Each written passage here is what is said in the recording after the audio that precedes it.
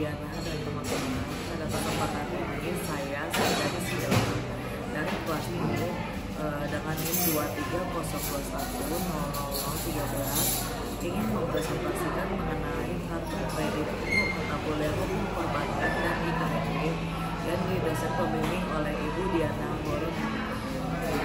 Kartu kredit adalah alat pembayaran yang memungkinkan pemegangnya untuk berbelanja, melakukan transaksi pembelian barang dan jasa secara elektronik dengan menggunakan kartu kredit yang diberikan oleh bank atau lembaga keuangan lainnya.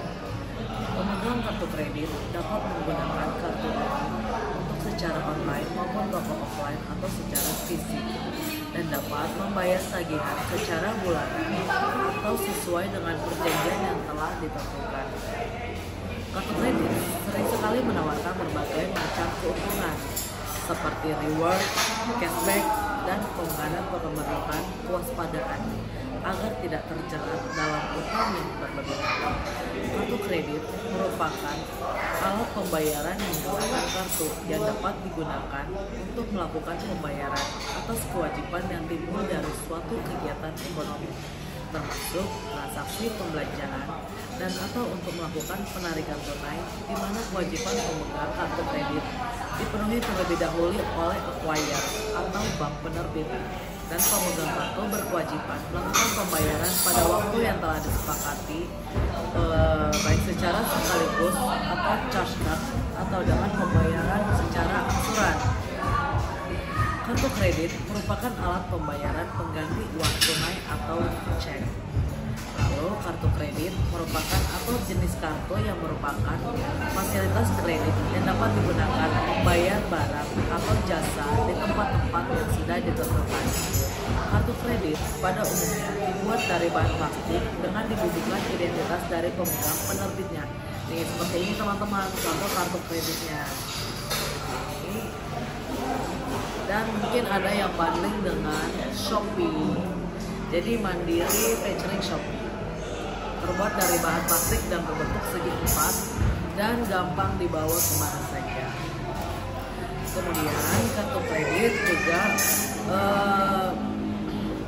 memberikan kartu kredit merupakan kartu yang umum dibuatnya dari bahan plastik, dibubuhkan identitas dari pemegang penerbit dan memberikan hak terhadap siapa kartu kredit yang diisukan untuk menandatangani pelunasan pembayaran harga dari jasa atau barang yang dijual belikan di tempat-tempat tertentu. Dari beberapa pengertian di atas dapat ditarik kesimpulan bahwa kartu kredit merupakan pembayaran untuk membeli barang atau jasa di tempat-tempat yang sudah ditentukan dengan berupa kartu plastik.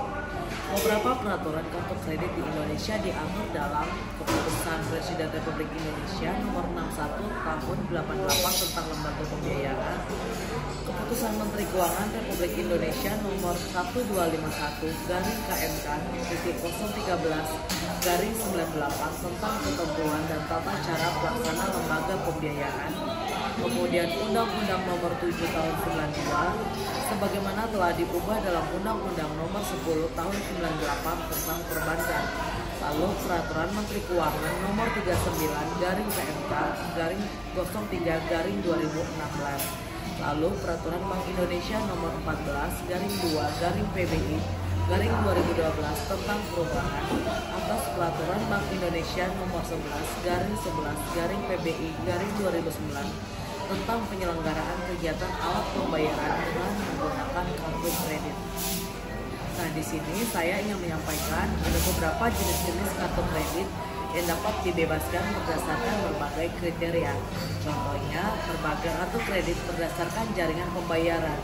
Ada Visa, Mastercard, American Express, Discover, dan lainnya. Kemudian kartu kredit berdasarkan jenis penggunaannya, yaitu ada kartu kredit utama, yaitu diterbitkan atas nama individu atau perusahaan. Yang kedua, kartu kredit tambahan, diterbitkan dengan akses ke akun yang sama, tetapi atas nama orang lain berhubung dengan pemegang utama. Lalu kartu kredit berdasarkan tujuan penggunaan. Ada kartu kredit biasa, yaitu yang digunakan untuk berbelanja, digunakan untuk keperluan sehari-hari. Kemudian untuk kartu kredit diskon menawarkan diskon atau cashback untuk kategori perbelanjaan seperti restoran, belanja, atau perjalanan. Kemudian kartu kredit terbang yang dirancang khusus untuk memperoleh poin atau miles terbang yang dapat ditukarkan dengan tiket pesawat atau fasilitas terkait penerbangan. Nah, kalau untuk kartu kredit belanja sendiri dapat memberikan manfaat atau diskon spesifik di toko atau merek tertentu. Seperti ini teman-teman, kartu kredit Mandiri featuring Shopee. Jadi pengguna kartu kredit Mandiri akan mendapatkan diskon khusus jika berbelanja di toko online Shopee. Lalu kartu kredit berdasarkan tingkat kredit atau biaya. Ada biaya tahunan atau yang kita biasa sebut dengan annual fee ataupun yang free annual fee.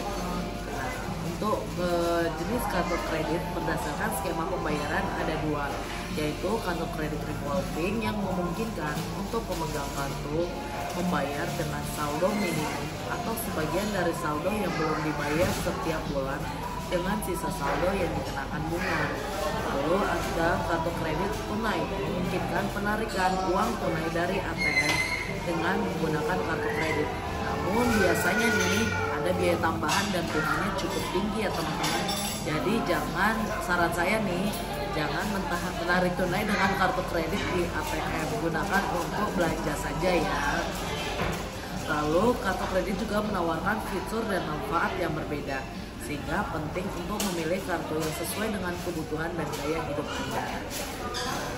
Contoh nih, beberapa perlindungan untuk pengguna kartu kredit, yaitu beberapa kartu kredit menyediakan perlindungan terhadap kerusakan atau pencurian barang yang dibeli dengan kartu kredit dengan memberi keamanan tambahan kepada pemegang kartu.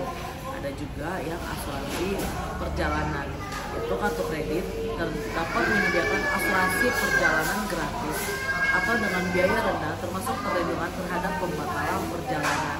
Ada akses ke launch bandara, program diskon atau promo yang menawarkan eksklusif promo penawaran atau merchant di mitra-mitra tertentu. Ada poin atau miles terbang atau kredit terbang yang biasa digunakan, memberikan poin terbang setiap kali digunakan yang dapat ditukarkan dengan tiket pesawat gratis. Jadi tergantung dengan kebutuhan si pengguna masing-masing ya. Nah, contoh case-nya dari penggunaan kartu kredit ini, yaitu saya ingin mencontohkan seperti bagaimana jika terjadi kartu kredit kita dihack atau dicuri informasinya. Hal-hal apa yang perlu kita lakukan? Kita tidak perlu panik. Langkah-langkah yang pertama adalah hubungi bank penerbit kartu kredit. Segera lakukan call center ke bank penerbit untuk melakukan blokir kartu. Mintalah untuk segera memblokir atau menonaktifkan kartu kredit yang terkena dampak, mencegah penyalahgunaan lebih lanjut atas kartu Anda yang hilang. Kemudian kedua, periksa transaksi.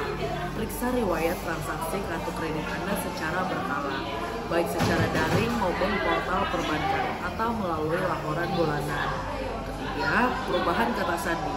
Lakukan ganti kata sandi akun perbankan Anda untuk layanan yang terkait dengan kartu kredit Anda, seperti aplikasi pembayaran online ataupun e-commerce. Lalu lapor ke pihak yang berwenang. Laporkan kejadian tersebut kepada pihak berwenang setempat seperti kepolisian atau badan regulasi keuangan. Lalu monitoring identitas, ini penting banget teman-teman untuk melakukan monitoring identitas. Pertimbangkan untuk menggunakan layanan pemantauan identitas yang dapat membantu Anda melacak aktivitas keuangan dan mencegah penyalahgunaan identitas di masa depan. Lalu pencegahan di masa depan. Waspadai praktik keamanan online seperti tidak memberikan informasi kartu kredit ke siapapun. Jangan berikan informasi kartu kredit ke siapapun, baik teman ataupun saudara, karena ini merupakan rahasia dan tanggung jawab kita masing-masing. Dan untuk pertimbangkan lakukan penutupan dan penerbitan ulang kartu. Jika situasinya serius atau Anda merasa tidak aman dengan kartu kredit yang terkena dampak, segera pertimbangkan untuk menutup akun yang terkait dan mendapatkan kartu baru dengan nomor yang berbeda. Dengan mengambil tindakan yang cepat dan tepat adalah kunci untuk mengurangi dampak dari kebocoran atau pencurian informasi dari kartu kredit tersebut. Nah, kedua, contoh kasus dari kartu kredit yang biasa kita alami yaitu transaksi kartu kredit yang tidak dikenali. Contohnya, Ahmad pemegang kartu kredit yang aktif. Suatu hari, Ahmad memeriksa riwayat transaksi kartu kredit secara daring. Ahmad lalu memperhatikan ada beberapa transaksi yang tidak dikenali. Apakah hal-hal yang perlu dilakukan oleh Ahmad? Tindakan yang dilakukan oleh Ahmad yaitu melaporkan kepada bank penerbit. Segera hubungin bank penerbit untuk melakukan pemblokiran atas kartu tersebut. Lalu verifikasi transaksi. Segera lakukan verifikasi tambahan terhadap transaksi-transaksi yang mencurigakan dan hapus dari tagihan kartu kredit tersebut. Lalu periksa keamanan tambahan. Menggunakan kata sandi atau akun perbankan, memeriksa apakah ada aktivitas yang mencurigakan di akun lain yang termasuk kaitannya dengan kartu kredit. Lalu monitoring identitas. Ahmad memutuskan untuk menggunakan layanan pemantauan identitas untuk beberapa bulan ke depan guna memastikan tidak ada kegiatan yang mencurigakan terkait dengan informasi pribadinya. Kemudian yang biasa dialami yaitu kecurangan identitas. Hal di sini pengguna aktif kartu kredit sering digunakan aktivitasnya oleh para pengguna hacker. Tindakan yang perlu kita ambil adalah dengan menyadari hal tersebut, kita tidak perlu panik, kita kembali lagi segera menghubungi bank penerbit. Lakukan hubungi bank penerbit, melaporkan bahwa informasi pribadinya telah disalahgunakan. Bank tersebut akan membantu menertibkan kartu kredit yang terkena dampak dan memberikan petunjuk lebih lanjut. Kedua, perubahan informasi pribadi. Jangan mengubah kata sandi atau perbankan tanpa melakukan verifikasi identitas yang dilakukan oleh bank penerbit yang resmi. Kemudian, untuk melakukan pencegahan penipuan tersebut, memutuskan untuk lebih berhati-hati memberikan informasi baik melalui telepon atau email atau apapun untuk dan memeriksa keabsahan panggilan tersebut. Dalam kasus ini, kita sebagai pengguna sebaiknya segera melakukan tindakan yang cepat dan tepat dan termasuk melaporkan kejadian tersebut kepada pihak yang berwenang agar tidak terjadi penipuan yang lebih lanjut. Kira-kira apakah teman-teman pengguna kartu kredit sudah tahu hal-hal yang dilakukan jika terjadi hack seperti hal ini? Jika tidak, semoga hasil presentasi saya hari ini dapat bermanfaat dan menambah pengalaman kepada teman-teman pengguna kartu kredit selanjutnya. Jadi teman-teman jangan panik jika terjadi hacker atas kartu kredit kita dan berbijaklah dalam menggunakan kartu kredit tersebut. Demikian presentasi saya hari ini. Atas perhatian dan kebersamaan saya ucapkan terima kasih. Salam.